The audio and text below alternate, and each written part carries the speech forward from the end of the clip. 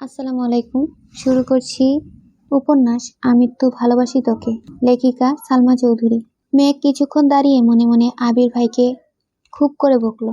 তারপর মন শান্ত করে সিঁড়ি দিয়ে নেমে চলে গেল মিমের রুমে। মিম এখনো নিচেই আছে। 2-3 দিনের মধ্যে উপরের রুমে চলে আসবে। মেঘ মিমের রুমের দরজায় দাঁড়াতেই মিম চোখ তুলে তাকালো। মেঘকে দেখে উত্তেজনায় চোখ বড় বড় করে তাকালো। সহসা উঠে এলো কাছে। মিম, আপু মাশাআল্লাহ, তোমাকে অনেক সুন্দর লাগছে। মুক্তার মালাতে তোমার মুখটা চকচক করছে। মেঘ দাঁত বের করে হাসলো। মিম তৎক্ষণাৎ ড্রেসিং টেবিলের ড্রয়ার থেকে শপিং ব্যাগ বের করে মেঘের হাতে দিল। মেঘ জিনিসগুলো বের না করেই দেখার চেষ্টা করলো।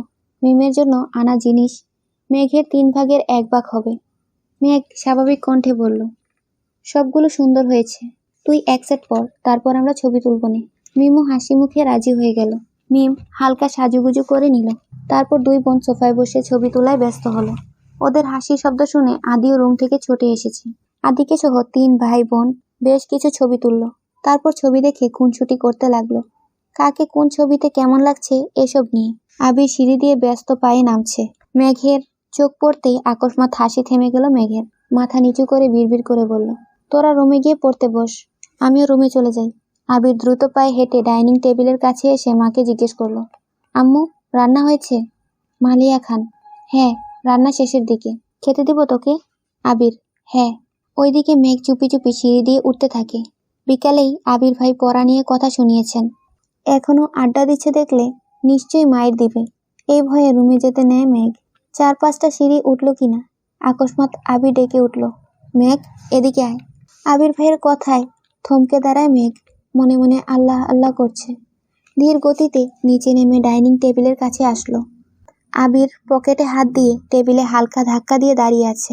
দাঁড়ানোর স্টাইল দেখে মেঘ পুরাই ফিদা। অষ্টাদশীর মনের ভেতর ধুকপুক শুরু হয়েছে। মাথা নিচু করে দাঁড়ালো মেঘ। আবির গম্ভীর কণ্ঠে বলল, খেতে বস। মেঘ ভয়ে ভয়ে তাকিয়ে নরম স্বরে বলল, খিদে নেই, পরে। এতটুকু বলতেই চোখ পড়ল আবির ভাইয়ের চোখের দিকে। চোখ রাঙিয়ে তাকিয়ে আছে। মেঘের হাত পা কাঁপতে শুরু করেছে। আর কিছু বলার সাহস করল না, চুপচাপ চেয়ার টেনে বসে পড়ল। আবিরও এবার টেবিল ঘুরে নিজের চেয়ার টেনে বসলো। মেঘ মাথা নিচু করে চুপচাপ বসে আছে। আবির একবার মেঘের দিকে তাকাচ্ছে, আবার ঘাড় ঘুরিয়ে রান্নাঘরে দেখছে। মালিহা খান আর হালিমা খান টেবিলে খাবার রাখতে ব্যস্ত হলো। আবির একটা প্লেটে ভাত নিয়ে এগিয়ে দিল মেঘের দিকে। ছোট করে বলল, নে খা। মেঘ কোমল হাতে প্লেট ধরতে হাত বাড়ায়, কিন্তু হাত পায়ের সাথে শরীরের কাঁপাকাঁপির তীব্রতায় প্লেট পড়ে যেতে নেয়। আবির ছেড়ে দিতে নিয়েও মেঘের এ অবস্থায় আবার প্লেট ধরতে ব্যস্ত হলো। রাগান্বিত কণ্ঠে বলল, তোর শরীরে কতটুকু শক্তি বুঝ এখন। হাত বাড়িয়ে মেঘের সামনে প্লেট রেখে নিজের খাওয়াতে মনোযোগ দিল। আবির ভাইয়ের কথায় মেঘ মাথা নিচু করে ছোট করে ভেংচি কাটলো আর বিড়বিড় করে বলল, আপনি সামনে আসলে তো আমার সব শক্তি বিলীন হয়ে যায়, আমি কি করব? আবির তীক্ষ্ণ দৃষ্টিতে তাকালো মেঘের দিকে। কণ্ঠ দ্বিগুণ ভারী করে বলল, তুই কি ভাত খাবি নাকি থাপ্পড় খাবি? মেঘ আবির ভাইয়ের কথায় আঁতকে ওঠে। আস্তে আস্তে খাওয়া শুরু করে। মেঘের এই ধীর স্থির গতিতে খাওয়া দেখে আবির বেশ কয়েকবার তীক্ষ্ণ দৃষ্টিতে তাকিয়েছে, কিন্তু কিছু বলছে না। নিজের খাওয়া শেষ করে বেসিন থেকে হাত ধুয়ে এসে পুনরায় চেয়ারে বসলো। মেঘ তখনও আস্তে আস্তে খাচ্ছিল, কিন্তু আবির ভাইয়ের আবার বসা দেখে বুকটা কেঁপে উঠে। খাওয়ার গতি কিছুটা বাড়িয়ে দিয়েছে। আবির বিস্ময়কর চোখে তাকিয়ে আছে অষ্টাদশীর দিকে। গলায় মুক্তার মালাতে জল করছে মুখটা। খুব মনোযোগ দিয়ে দেখছে মেঘের খাওয়া। মেঘ এক প্রকার নাকে মুখে খাবার শেষ করেছে, কিন্তু শেষ হওয়ার আগেই আবির ভাই আবারও প্লেটে খাবার দিল। মেঘ থাপ্পড়ের ভয়ে বলতে চেয়েও কিছু বলতে পারছে না। বাধ্য মেয়ের মতো চুপ করে খাচ্ছে। এদিকে আবির মেঘের দিকে তাকিয়ে মুচকি মুচকি হাসছে। হালিমা খান আর মালিহা খান রান্নাঘরে কাজ করছিলেন, কিন্তু আবিরের এমন কর্মকাণ্ডে তারাও যেন খুশি হয়েছেন। মেঘ বাড়ির কারুর কথা শোনে না। বড় আব্বুর সামনে একটু সম্মানার্থে লক্ষ্মী মেয়ের মতো থাকে। তাছাড়া বাবা মা কাকামণি কাকিয়া কারু কথাই শোনে না। তানভীর এত বছর ধমকে একটু একটু খাওয়াতো, কিন্তু সারাদিন মুখ ভোঁতা করে রাখতো। তানভীর সারাদিন শেষে রাতের বেলা বোনের জন্য এটা সেটা কিনে এনে বোনের রাগ ভাঙাতো। এত বছর পর আবির যেন দ্বিতীয় ব্যক্তি, যে মেঘকে শাসন করে, জোর করে খাওয়ায়, আর মেঘও যেন বাধ্য মেয়ের মতো সবকিছু মেনে নেয়। তানভীর ভাইয়ের সামনে তেজ দেখালেও আবির ভাইয়ের সামনে মেঘ একবারে নিশ্চল হয়ে যায়। মেঘের দুর্দশা দেখে মালিয়া খান রান্নাঘর থেকেই বলছেন, মেয়েটাকে ছেড়ে দে বাবা, আর খেতে পারছে না তো। আবির গম্ভীর কণ্ঠে বলল, ও যদি ঠিকমতো খেত তাহলে আমার এভাবে বসে থেকে ওকে খাওয়াতে হতো না। কেউ আর কোনো কথা বলল না। মেঘ চুপচাপ খাওয়া শেষ করলো। মেঘের খাওয়া শেষ হওয়া মাত্রই আবির উঠে বের হয়ে গেল বাড়ি থেকে। মেঘ নিষ্পলক তাকিয়ে রইল কিছুক্ষণ দরজার দিকে, তারপর উঠে নিজের রুমে চলে গেল।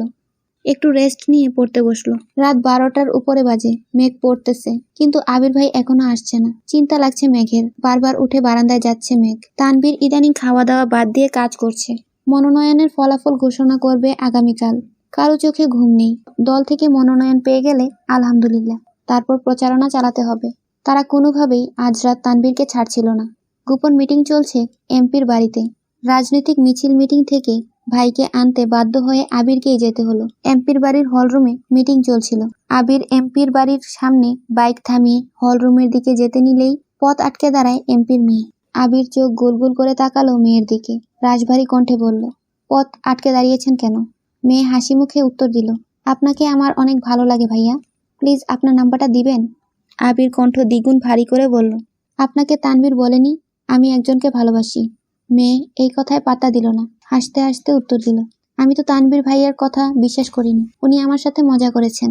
আবির গম্ভীর কণ্ঠে বলল, তানভীর সত্যি কথা বলেছে। মেয়ে এমনভাবে হাসছে যেন মনে হচ্ছে আবির জোকস বলছে।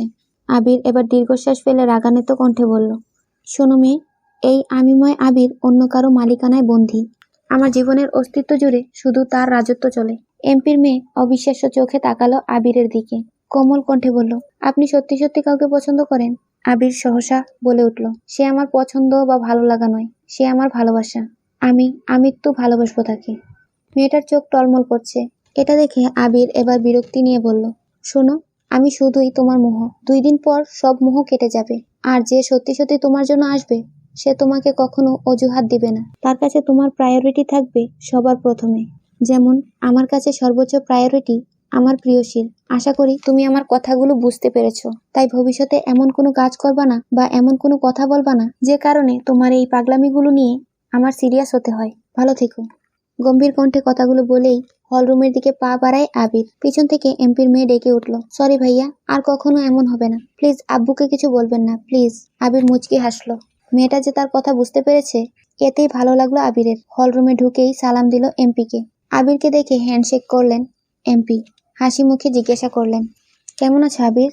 আবির স্বাভাবিক কণ্ঠে বলল, জি আলহামদুলিল্লাহ ভালো। আপনি কেমন আছেন? এমপি এবার চিন্তিত স্বরে বললেন, আলহামদুলিল্লাহ ভালো, তবে নির্বাচন নিয়ে একটু ঝামেলায় আছি। তা তোমার কোনো দরকার ছিল? আবির ঠান্ডা কণ্ঠে বলল, আসলে তানভীরকে নিতে এসেছিলাম। এত রাতে কিভাবে যাবে, এজন্য। এমপি আবারও হাসি মুখে বললেন, মিটিং শেষ, খাওয়া দাওয়া করে চলে যেও। আবির বলল, আমি খাবো না, অনেক রাত হয়ে গেছে, অন্য কোনো সময় খাবো। এমপিও আর জোর করলেন না।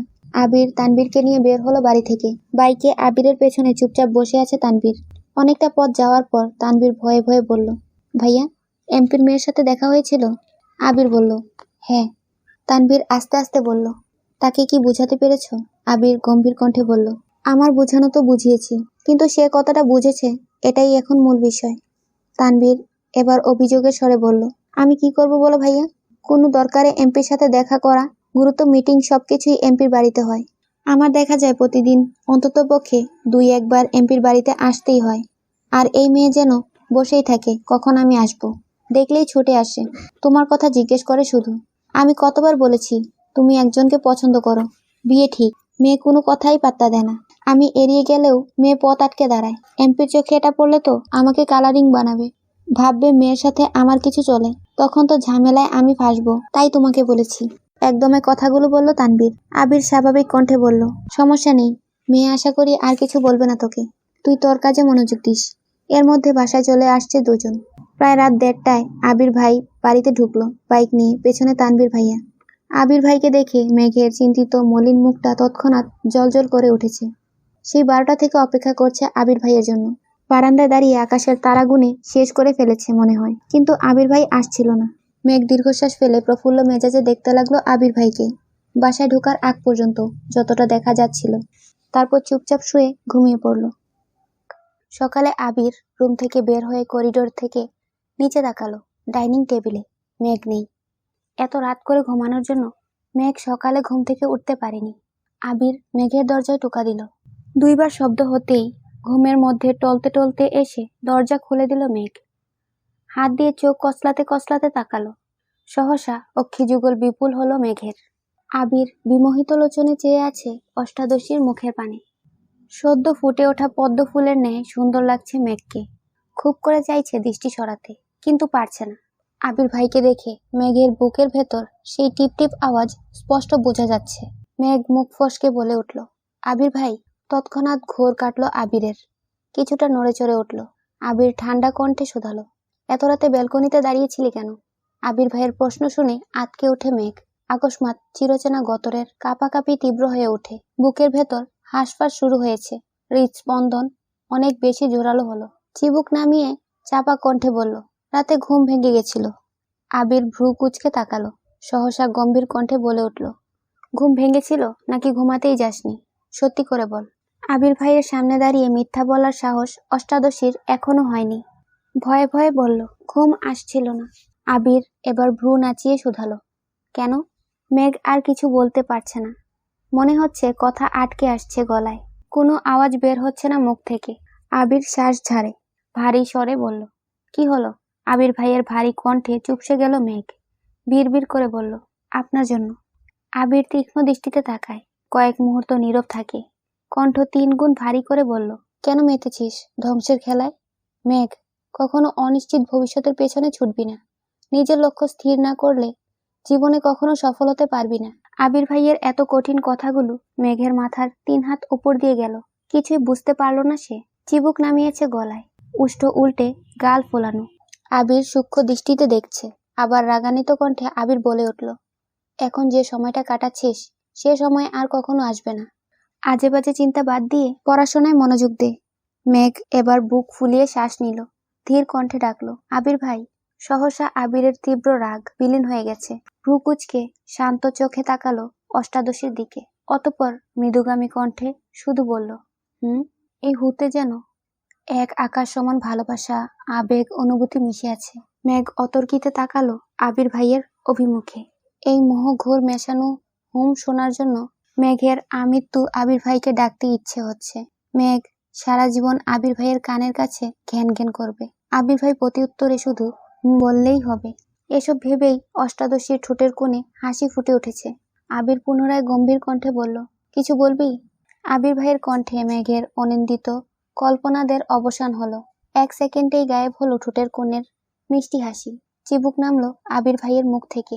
উষ্ঠ পুট নেড়ে নম্রভাবে বলল, আবির ভাই, আপনি একটু তাড়াতাড়ি বাসায় আসবেন প্লিজ। আকস্মাৎ কথাটা বলে ফেলল মেঘ। কিন্তু এরপরই শুরু হলো কাঁপাকাঁপি। বুকের ধুকপুকানি বেড়ে যাচ্ছে। আল্লাহ জানেন আবির ভাই থাপ্পড়ি দেন কিনা। সহসা 2 হাত নিজের গালে রাখলো মেঘ। আবির ধমক দিতে নিয়ে মেঘের এমন কাণ্ডে কপাল কুঁচকালো। ঢুক গিলে, রাগ গিলে। সহসা চাপা কণ্ঠে বলল, কেন? অষ্টাদশী গালে হাত রেখে কাঁপা কাঁপা কণ্ঠে বলল, আপনি বাসায় না ফিরলে আমার ঘুম আসে না। কথাটা বলেই 2 চোখ বন্ধ করে কপাল কুঁচকে দাঁতে দাঁত চেপে ধরল মেঘ। আবির প্রশস্ত নেত্রে চাইল অষ্টাদশীর দিকে। মেঘের হালচাল দেখে ঠোঁটের কোণে হাসি ফুটে ওঠে। কিন্তু অষ্টাদশীর চোখ বন্ধ থাকায় শব্দহীন সেই হাসি দেখতে পেল না। আবির নিঘোর দৃষ্টিতে তাকিয়ে আছে অষ্টাদশীর দিকে, যেন এই দৃষ্টি সহজে কাটানো সম্ভব না। কয়েক মুহূর্ত চলল এভাবে। কিছুক্ষণ পর আবিরের ফোনে কল আসায় মনোযোগ নষ্ট হলো। পকেট থেকে ফোন বের করলো। অফিসের কল। তৎক্ষণাৎ রিসিভ করলো। 30 সেকেন্ড হবে হয়তো। কথা বলে রেখে দিল। এতক্ষণে মেঘ অনেকটাই স্বাভাবিক হয়ে গেছে, কিন্তু গাল থেকে হাত নামায়নি এখনো। আবির কল কেটে পুনরায় শক্ত কণ্ঠে বলল, আমার তাড়াতাড়ি অফিসে যেতে হবে। আমার খাওয়া শেষ হওয়ার আগে তোকে যেন খাবার টেবিলে দেখি। এই বলে করিডোরের দিকে পা বাড়ালো আবির। মেঘ পিছন থেকে কোমল কণ্ঠে আবার ডেকে উঠল, আবির ভাই। আবির সহসা উত্তর দিল, এই হুমটা ছোট্ট মেঘের বুকে বারবার যেন ধাক্কা লাগছে। কোমল কণ্ঠে বলল, বললেন না তো তাড়াতাড়ি আসবেন কিনা? আবির ঘাড় ঘুরিয়ে তাকালো। মেঘ সঙ্গে সঙ্গে মাথা নিচু করে ফেলল। আবির কিছুটা গম্ভীর কণ্ঠে বলল, আসতে পারি যদি তুই আমার কথা মানিস। আর কিছু না বলে দ্রুত পায়ে নেমে গেল নিচে। আবির ভাই এত সহজে মেনে নিয়েছে ভেবেই মেঘ খুশিতে আত্মহারা হয়ে যাচ্ছে। দ্রুত ফ্রেশ হয়ে চুলগুলো ঠিকঠাক করে ফুটুপুটি করে নিচে নামতে লাগলো। হাসি মুখেই এসে বসলো আবির ভাইয়ের বিপরীতে। একবার দেখলো আবির ভাইকে, প্লেটের দিকেও তাকালো, কিন্তু ততক্ষণে আবির ভাইয়ের খাওয়ার শেষের দিকে। মেঘ খাওয়া শুরু করতে করতে আবির ভাই খাওয়া শেষ করে উঠে ফ্রেশ হয়ে অফিসের উদ্দেশ্যে চলে যাচ্ছে। মেঘ এক মুহূর্ত তাকিয়ে রইল আবির ভাইয়ের দিকে, তারপর স্বাভাবিক হয়ে খেতে শুরু করলো। আবির ভাইয়ের এত কথার মধ্যে কথাটা যেন বারবার কানে বাজছে মেঘের। সবগুলো কথা মনে পড়ছে। খাওয়া শেষ করে রুমে গিয়ে শুয়ে শুয়ে আবির ভাইয়ের কথা ভাবছে। মেঘ মনে মনে নিজেকে প্রশ্ন করছে, সেই প্রশ্নের উত্তর নিজেই দিচ্ছে। সবশেষে সব প্রশ্নের একটাই উত্তর পেল। আবির ভাই চান আমি ভালোভাবে পড়াশোনা করি, তার মানে এতেই আবির ভাই খুশি হবেন। আজ থেকে আমি সিরিয়াসলি পড়াশোনা করব, তারপর দেখব আবির ভাই আমার সাথে ভালোভাবে কথা বলেন কিনা। কিছুক্ষণ শুয়ে থেকে সব ভেবে সহসা উঠে পড়তে বসলো। মেঘ সবসময় জুড়ে পড়ে। মেঘ পড়লে করিডোর থেকে তো শোনা যায়ই, পাশাপাশি তানবীর বা আবিরের রুম থেকেও মোটামুটি শোনা যায়। গোসল, নামাজ, কোচিং, টিউশন সবকিছু সময় মতো করছে মেঘ, যেন আবির ভাই আর রাগ দেখাতে না পারে। কিসব ধ্বংসের কথা বলল, এসব কঠিন কথা যেন আর শুনতে না হয়। আবির ভাই যেন সর্বদা কোমল ভালোবাসা মিশ্রিত কণ্ঠে বলে, আর কিছুই বলতে হবে না।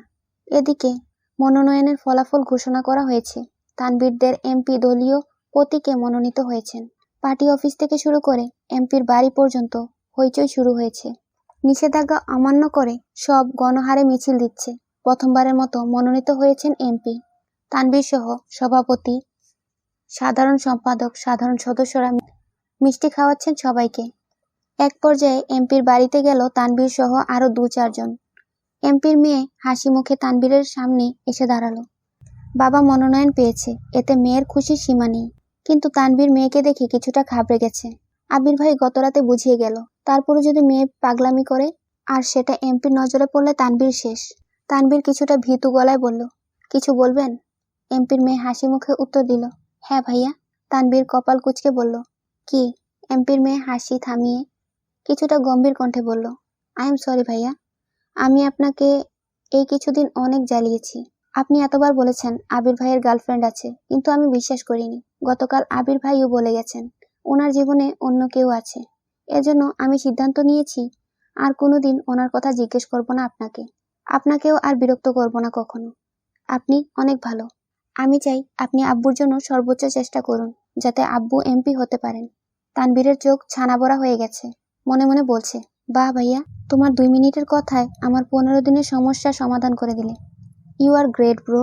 হাসি মুখে বলল, তুমি যে বুঝতে পেরেছ এতেই খুশি। এতটুকু বলে মেয়ে থেকে বিদায় নিয়ে এমপির সাথে দেখা করতে চলে গেল। বর্ষাকাল শুরু হয়ে গেছে, কিন্তু এখনো বৃষ্টি হয়নি। আজ বিকাল থেকেই আকাশে মেঘের গর্জন। মেঘ কোচিং শেষে বাসায় এসেছে। মেঘের গর্জনের শব্দে পড়তে বসতে ইচ্ছে করছে না, তাই ব্যালকনিতে দাঁড়িয়ে আছে। গধূলি বেলায় টিপ টিপ বৃষ্টি পড়া শুরু হয়েছে। মেঘ ব্যালকনিতে দাঁড়িয়ে রাস্তায় মানুষের ছোটাছুটি দেখছে। সবাই ছুটছে নিজস্ব গন্তব্যে। মেঘ ব্যালকনি থেকে হাত বাড়িয়ে বৃষ্টি ছোঁয়ার চেষ্টা করছে। বৃষ্টির ফোঁটার স্পর্শে মেঘের সমস্ত অনুভূতিরা যেন অবশ হয়ে যাচ্ছে। হাত বৃষ্টিতে রেখেই কল্পনার জগতে বিচরণ করছে মেঘ। বৃষ্টি বাড়ার সঙ্গে সঙ্গে বৃষ্টির ছিটে ফোঁটা মেঘের চোখে পড়তেই হুঁশ ফিরল অষ্টাদশীর। ব্যালকনি থেকে রুমে চলে গেল। টাওয়াল দিয়ে হাত মুখ মুছে বিছানায় বসলো। মোবাইলে ডাটা অন করতেই একটা নোটিফিকেশন আসছে। ফেসবুকে ঢুকতেই সামনে আসলো আবির ভাইয়ের পোস্ট, অফিসের ব্যালকনি থেকে তোলা হাতের ছবি। ফোঁটায় ফোঁটায় বৃষ্টির পানি জমে আছে হাতে, সাথে বৃষ্টি নিয়ে সুন্দর একটা ক্যাপশনও দিয়েছেন। মেঘ মনোযোগ দিয়ে ছবিটা দেখছে। অনুভূতিরা যেন নাড়াচাড়া দিয়ে উঠেছে মনের ভেতর। আবির ভাইও বৃষ্টিতে হাত ভিজিয়েছেন, তার মানে আবির ভাইয়েরও বৃষ্টি ভালো লাগে। ভাবতেই লাজুক হাসলো মেঘ। নিজের ভালো লাগাগুলো যদি ভালোবাসার মানুষের সাথে মিলে যায় তাহলে আর কি লাগে। সন্ধ্যার পর ঘন্টা 2-1 পড়াশোনা করলো মেঘ। বৃষ্টি বেশি থাকার কারণে জান্নাত আপু আসবেন না বলেছেন। বাড়ির কর্তারা বাড়ি ফিরে এসেছেন সেই বৃষ্টির শুরুর দিকে। গাড়িতে চলাচল করায় বৃষ্টি ছুঁতে পারেনি ওনাদের। তানবীরও হই হুল্লা করে বাড়ি ফিরেছে ঘন্টাখানেক আগে। আকলিমা খান ডাকছেন সবাইকে খাবার খাওয়ার জন্য। মেঘ নেমেই একবার দেখলো ডাইনিং টেবিলের দিকে। আবির ভাই এখনো ফিরেননি, বাকি সবাই আছে। মেঘ পা বাড়ালো টেবিলের দিকে। তখনই কাক ভেজা হয়ে ফিরেছে আবির। মাথা থেকে পা পর্যন্ত ভিজে একাকার অবস্থা। মেঘ চেয়ারের হাতল ধরে দাঁড়িয়ে পড়ল। আবিরের এ অবস্থা দেখে মোজাম্মেল খান বলে উঠলেন, কি রে, এই বৃষ্টির মধ্যে আসতে গেলি কেন? বৃষ্টি কমলে আসতে পারতি। আবির চুল ঝাড়তে ঝাড়তে উত্তর দিল, অফিসে বসে থাকতে ইচ্ছে করছিল না, সিঁড়ির দিকে যাচ্ছে। মালিয়া খান ডেকে বললেন, তুই কি এখন খাবি নাকি পরে খাবি বাবা? আবির সিঁড়ির দিকে উঠতে উঠতে উত্তর দিল, 5 মিনিটে আসছি আমি। 5 মিনিটের মধ্যে ফ্রেশ হয়ে একটা হালকা গোলাপি রঙের শর্ট হাতার টি শার্টের সাথে কালো ট্রাউজার পরে নিচে নামলো। ততক্ষণে মোজাম্মেল খান, আলী আহমদ খান চলে গেছেন। তানবীরেরও খাওয়া শেষের দিকে। আবির চেয়ার টেনে বসতে নিলে মেঘের নজর পড়ে আবির ভাইয়ের দিকে। এই প্রথমবার আবির ভাই শর্ট হাতার টি শার্ট পরেছেন, তাও আবার সাদা কালো রং বাদে। মেঘ শব্দহীন হেসে উঠল। দৃষ্টি তার আবির ভাইয়ে নিবদ্ধ। আবির বসে বলল, congratulation Tanvir, go ahead, best of luck. মেঘের দৃষ্টি এবার তানবীর ভাইয়ার দিকে যায়। তানবীর ভাইয়া খুশিতে গদগদ হয়ে উত্তর দিল, থ্যাংক ইউ সো মাচ ভাইয়া। আবির এবার কিছুটা চিন্তিত স্বরে বলল, ওই বিষয়টা কি সমাধান হয়েছে? এবারও তানবীর হাসি মুখে জবাব দিল, জি ভাইয়া, আমার কাছেও মাফ চেয়েছে। মেঘ মনোযোগ দিয়ে দুই ভাইয়ের কথোপকথন শুনছিল। সহসা উত্তেজিত কণ্ঠে বলে উঠল, কি হয়েছে? আবির মেঘের দিকে তাকিয়ে উত্তর দিল, তানবীরদের নেতা দলীয় মনোনয়ন পেয়েছে। মেঘু এবার খুশি মনে ভাইকে অভিনন্দন জানায়, সাথে মিম আর আদিও অভিনন্দন জানায়। মিম মজার ছলেই বলে ওঠে, ভাইয়া আমাদের ট্রিট দিবি না? তানবীর বলল, কি ট্রিট চাস বল। মেঘ তৎক্ষণাৎ উত্তর দিল, এখন ট্রিট লাগবে না, জিতলে পরে বড় ট্রিট খাবো। তানবীর বলল, ঠিক আছে, আজকে তাহলে আমার পক্ষ থেকে তোদের নুডলস ট্রিট দেব, রাত 10টায়। মিম বলে উঠল, তুমি রান্না করবা ভাইয়া? তানবীর দাঁত বের করে হাসলো আর বলল, হ্যাঁ আমি রান্না করব, সাথে ভাইয়া থাকবে। আবির আকস্মাৎ কপাল কুঁচকে ঠাট্টা স্বরে জবাব দিল, ইস, তুই ট্রিট দিবি, আমি কেন হেল্প করব? আনন্দ যেমন তুই করে আসছিস, এখন কষ্টটাও তোকেই করতে হবে। তানবীর ভ্রু গুটিয়ে এক পলক তাকালো ভাইয়ার দিকে, তারপর বলল, ঠিক আছে ঠিক আছে, আমিই করব। তোমাদের আমার রুমে দাওয়াত, রাত 10টায়। মেঘ, মিম আর আদি একসাথে বলে উঠল, ইয়াহু। তানবীর আতকে উঠে বলল, এই থাম থাম, চুপ কর তোরা। বড় আব্বু আর আব্বু শুনলে সব আনন্দ মাটি চাপা দিয়ে দিতে হবে। তিনজনই থেমে গেল। তানবীর খাওয়া শেষ করে উঠে গেল। মেঘ খাচ্ছে, সাথে আবির ভাইকে একটু পরপর দেখছে। কয়েকবার দেখার পর হঠাৎ আবির ভাই চোখ তুলে তাকাতেই চোখাচোখি হলো দুজনের। মেঘ তখনও শান্ত চোখে তাকিয়ে আছে। মেঘের চাহনি দেখে আবির কপাল কুঁচকালো, কিন্তু মেঘের সেদিকে নজর নেই। মিম আর আদি খাচ্ছে, তাই আবির কোনো কথা না বলে টানা 2-3 ভ্রু নাচালো। এতক্ষণে মেঘের আবেশ কাটে, লাজুক হেসে মাথা নিচু করে ফেলে। মেঘ মাথা নিচু করেই খাবার শেষ করলো। রুমে গিয়ে আবারও পড়তে বসলো মেঘ। আবির খাওয়া শেষ করে কিছুক্ষণ মা, মামুনি আর কাকিয়ার সাথে গল্প করলো। এত রাতে বাড়ি ফেরায় তাদের সাথে ঠিকমতো কথা হয় না ছেলেটার। গল্প শেষে নিজের রুমে যাওয়ার পথে কানে ভেসে আসে মেঘের পড়ার শব্দ। মুচকি হেসে রুমে চলে গেল। রাত 10টার পর তানবীরের রুমের সামনে হাজির হলো মেঘ। বিছানার উপর বসে আছে মিম আর আদি। তানবীর খাবার পরিবেশন করছে। মেঘ ঢুকতে নিলেই তানবীর বলে ওঠে, বনু, বসার আগে ভাইয়াকে একটু ডেকে আসবি প্লিজ। আর হ্যাঁ, জোরে ডাকিস না, আব্বুর কানে গেলে খবর আছে আমার। মেঘ মলিন হাসল। মনের ভেতর ধুকপুক শুরু হয়ে যাচ্ছে মেঘের। গুটিসুটি পায়ে এগিয়ে গেল আবির ভাইয়ের রুমের দিকে। দরজা খোলাই ছিল। মেঘ দরজা থেকে উকি দিল ভেতরে, কিন্তু রুমে কেউ নেই। ধীর পায়ে ভেতরে ঢুকে ব্যালকনির দিকে পা বাড়ালো মেঘ। আবির ভাই গ্রিলে হাত রেখে তাকিয়ে আছে আকাশের পানে। বৃষ্টি কম, তবে আকাশে মেঘের গর্জন হচ্ছে, আর কিছুক্ষণ পর পর বিদ্যুৎ চমকাচ্ছে। মেঘের খুব ইচ্ছে করছে আবির ভাইয়ের পাশে দাঁড়িয়ে বৃষ্টি উপভোগ করতে, তাই চুপচাপ আবির ভাইয়ের পাশে দাঁড়িয়ে পড়েছে। একটু পরপর বিদ্যুৎ চমকানো দেখে আটকে উঠছে মেঘ। দিনের বেলা বৃষ্টি তার যতই পছন্দ হোক না কেন, রাতের বেলা বৃষ্টি হলে মেঘ কখনো ব্যালকনিতে বের হয় না। শব্দের মাত্রা তীব্র হলে কানে আঙ্গুল দিয়ে ঘুমায়। আজ সাহস করে রাত 10টায় আবির ভাইয়ের পাশে তো দাঁড়িয়েছে, কিন্তু বিদ্যুৎ চমকানো দেখে বারবার বুক কাঁপছে অষ্টাদশীর। আবির তখনও দুর্বোধ্য দৃষ্টিতে চেয়ে আছে অসীম দূরত্বে। সহসা বলে উঠল, মনে জোর নেই, তাহলে এখানে দাঁড়িয়ে আছিস কেন? মেঘ আবির ভাইয়ের দিকে তাকালো, কিন্তু আবির ভাইয়ের অভিব্যক্তি বোঝা গেল না। তাকিয়ে আছে আকাশের পানে। মেঘ ভাবছে, আবির ভাইয়ের কি সব দিকে চোখ আছে? মেঘ আস্তে আস্তে বলল, ভাইয়া ডাকতে বলেছে আপনাকে। আবির স্বাভাবিক কণ্ঠে বলল, তুই যা, আমি আসছি। মেঘ রুমে ঢুকতে নিতেই ঠাটার শব্দ হয়, সাথে বিদ্যুৎ চলে যাওয়ায় চিৎকার দিয়ে উঠল। আবির দুকদম এগিয়ে সহসা মেঘের হাত জাপটে ধরে বলে, কি হয়েছে, ভয় পেয়েছিস? আবির পুনরায় বলল, তুই ভিতরে ঢুক, আমি আছি, ভয় পাইস না। মেঘ 2 হাতে আঁকড়ে ধরল আবির ভাইয়ের হাত। গুটি গুটি পায়ে ভেতরে ঢুকলো। আবির এক হাতে বিছানার উপর থেকে ফোনটা নিয়ে ফ্ল্যাশ জ্বালালো। মেঘ তখনও শক্ত করে ধরে আছে আবির ভাইয়ের হাত। ফোনের আলোতে স্পষ্ট দেখা যাচ্ছে মেঘের ভয়ার্ত মুখমণ্ডল, কপাল কুঁচকে চোখ বন্ধ করে রেখেছে। আবির কোমল কণ্ঠে বলল, কিছু হয়নি, তাকা। মেঘ আস্তে আস্তে চোখ পিটপিট করে তাকালো। চোখ পড়লো আবির ভাইয়ের হাতের দিকে। দুই হাতে খামচে ধরে আছে আবির ভাইয়ের হাত। তৎক্ষণাৎ ছেড়ে দিল হাত। ততক্ষণে বিদ্যুৎ চলে এসেছে। মেঘ আর আবির ভাইয়ের দিকে তাকালো না, ছুটে চলে গেল রুম থেকে। ধীর পায়ে ঢুকলো তানভীর ভাইয়ের রুমে। বিছানার এক কোণায় বসে পড়লো মাথা নিচু করে। 1 মিনিটের মধ্যে আবিরও রুমে ঢুকলো। তানভীর সবাইকে খাবার দিতে ব্যস্ত হলো। নুডলস, চা, বিস্কুট, সাথে মুড়ি মাখিয়েছে। আবির তানভীরের দিকে তাকিয়ে ঠাট্টা স্বরে বলল, বাহ, এত আয়োজন, সাবাস। তানভীর হাসি মুখে বলল, খেতে ভালো না হলে কেউ অভিযোগ করবে না। সবাই খাওয়া শুরু করলো। মেঘের গলা শুকিয়ে কাঠ হয়ে গেছে, কোনোভাবেই খেতে পারছে না। কোনো রকম চোখ তুলে তাকালো আবির ভাইয়ের হাতের দিকে, দেখার চেষ্টা করলো খামচিটা কতটা লেগেছে। আবির ভাই হাত ঘোরাতেই চোখে পড়লো সেই দাগ। 3 আঙ্গুলের নখের চাপে চামড়া কেটে রক্ত জমাট বেঁধে গেছে। মেঘ আবির ভাইয়ের হাতের অবস্থা দেখে ভ্রু কুঁচকালো, টলমল করছে চোখ। নিজের প্রতি খুব রাগ হচ্ছে, বারবার দীর্ঘশ্বাস ফেলছে। আদি আবির ভাইয়ের হাত দেখে চিৎকার দিয়ে উঠল, ভাইয়া, তোমার হাতে কি হয়েছে? সবার নজর পড়লো আবিরের হাতের দিকে। আবির এক পলক দেখলো মেঘকে, তারপর স্বাভাবিক কণ্ঠে বলল, কিছু হয়নি, কোথায় লেগে কেটে গেছে। তানবীরের রুম থেকে খেয়ে আবির চলে গেছে নিজের রুমে। 1 মিনিটের মধ্যে মেঘও বের হয়ে গেছে। কোনো দিকে না তাকিয়ে চলে গেল আবির ভাইয়ের রুমে। দরজার বাইরে থেকে ধীর কণ্ঠে ডাকলো, আবির ভাই। কোনো সাড়া নেই। দ্বিতীয়বার আর একটু জোরে ডাকলো, আবির ভাই। আবির বলল, ভেতরে আয়। আবির আচ্ছু অবস্থায় ফোনে কি যেন করছে। ফ্যানের বাতাসে আবিরের চুলগুলো এলোমেলো উড়ছে। মেঘ আবির ভাইয়ের পায়ের কাছে দাঁড়িয়ে চুপচাপ চেয়ে আছে আবির ভাইয়ের হাতের পানে। আবির আকস্মাৎ বলে উঠল, কিছু বলবি? মেঘ কণ্ঠ খাদে নামিয়ে কাঁপা কাঁপা গলায় বলল, সরি আবির ভাই, এতটা লেগে যাবে বুঝতে পারিনি। আবির স্বাভাবিক কণ্ঠেই উত্তর দিল, আমি কি কিছু বলেছি তোকে? মেঘ পুনরায় বলে উঠল, বেশি ব্যথা লাগছে, মলম লাগিয়েছেন? আবির গম্ভীর কণ্ঠে উত্তর দিল, না, কিছু লাগাতে হবে না। মেঘ তীক্ষ্ণ দৃষ্টিতে চেয়ে শক্ত কণ্ঠে বলে উঠল, লাগাতে হবে। মেঘের শক্ত কণ্ঠের কথা শুনে আবির মোবাইল থেকে চোখ সরিয়ে অষ্টাদশীর পানে তাকালো। মেঘের চোখে মুখে অধিকার বোধ স্পষ্ট প্রতীয়মান হচ্ছে। আবির নিরুদ্বেগ কণ্ঠে বলল, তাহলে তুই লাগিয়ে দে। এতক্ষণ শক্ত থাকলেও এই কথা শোনার পর মেঘ আর শক্ত থাকতে পারল না।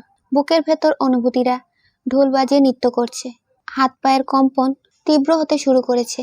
আবির ভাইকে মলম লাগিয়ে দিবে, এটা ভাবতেই বারবার শিউরে উঠছে অষ্টাদশী। আবির পুনরায় শক্ত কণ্ঠে বলল, হয় নিজে লাগিয়ে দিয়ে যা, না হয় চুপচাপ ঘুমাতে যা, আমি লাগাতে পারবো না। আশেপাশে তাকাচ্ছে মেঘ।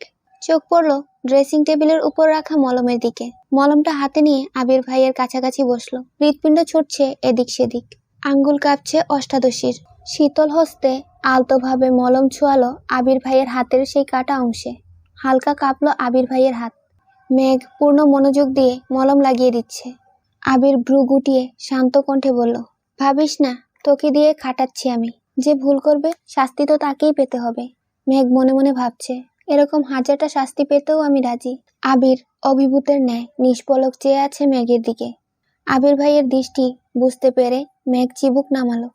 কোনো দিকে না তাকিয়ে কোনো রকমে মলম লাগিয়ে চুপচাপ রুম থেকে বের হয়ে যাচ্ছে, যেন আর কিছুক্ষণ আবির ভাইয়ের কাছাকাছি থাকলে নিজেকে বাঁচাতে পারবে না। আবির একবার হাতের দিকে দেখলো, তারপর অষ্টাদশী যার পানে তাকিয়ে মৃদু হাসলো। সকাল বিকাল মেঘের নজর শুধু আবির ভাইয়ের হাতের দিকে। কেটে গেল কয়েকদিন। খানবাড়ির প্রতিটা মানুষ ব্যস্ত নিজের কাজে। ইকবাল খান সিলেট থেকে রাতে ফিরেছেন, সেই খুশিতে সবাই জড়ো হয়েছে ড্রয়িং রুমে, সাথে বাহারি খাবারের মেলা। সবাই আড্ডা আর খাওয়ায় ব্যস্ত থাকলেও বরাবরের মতোই আবির ব্যস্ত ছিল নিজের কাজে। সামনের মাসের 1 তারিখ নিজের অফিস শুরু হবে, তাই সবকিছু গুছাতে হচ্ছে। সাথে আবিরের বেস্ট ফ্রেন্ড রাকিব আর রাসেল তো আছেই। রাকিব আর আবির প্রাইমারি স্কুল থেকে বেস্ট ফ্রেন্ড, তারপর তাদের জীবনে আসে রাসেল। বর্তমানে তারা 3 জনের জীবন এক সুতোয় বাঁধা, তাই কোম্পানিও শুরু করেছে একসাথে। এছাড়াও আরও 2 জন বন্ধু আছে আবিরের, মোবারক এবং লিমন। এই 5 জন প্রতি শুক্রবার একসাথে আড্ডা দেয়। মাঝে মাঝে তানভীরও যুক্ত হয় তাদের সাথে। তবে সব বন্ধুর মধ্যেও একজন স্পেশাল ফ্রেন্ড থাকে যে সব কিছু জানে, সেটা হলো রাকিব। সবার মাঝে আবির নেই বলে ইকবাল খান কয়েকবার আবিরকে কল দিচ্ছেন, কিন্তু আবির কল রিসিভ করছে না। কিছুক্ষণের মধ্যেই বাসায় ঢুকলো আবির। পকেট থেকে ফোন বের করতে করতে বলল, সরি কাকামণি, বাইকে ছিলাম তাই রিসিভ করতে পারিনি। ইকবাল খান একগাল হেসে বললেন, সমস্যা নেই, আয় বস এসে। আবির ভাই আসতেই মেঘ সোফা থেকে উঠে জায়গা দেয় আবির ভাইকে।